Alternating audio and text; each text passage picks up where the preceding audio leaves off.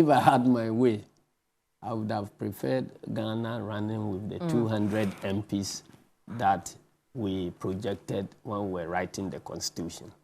Unfortunately, there was a loophole in the Constitution that was exploited by President Kufuor's government, which was condoned by the then judiciary.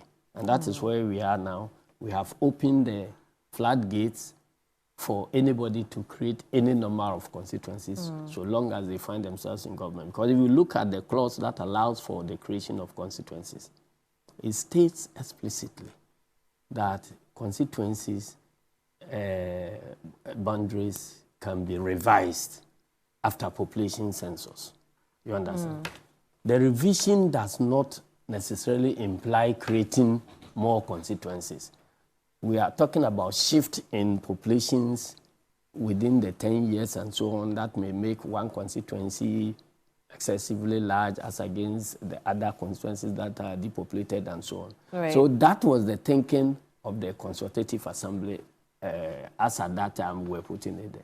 So nobody anticipated that we'll be having close to 300 MPs as at this stage. But then we also put in another clause that required that if a government, in order to prevent gerrymandering, if a government wants to create constituencies, those constituencies cannot be used for the elections ahead.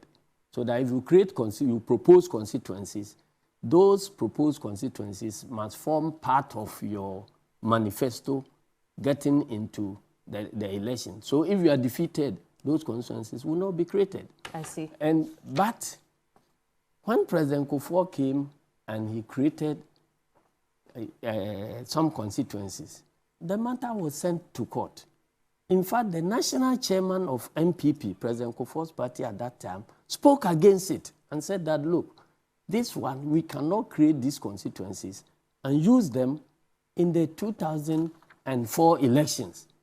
So if we create them, if we want to create them now, we propose them. So it is only after 2004 that they can be used in the election.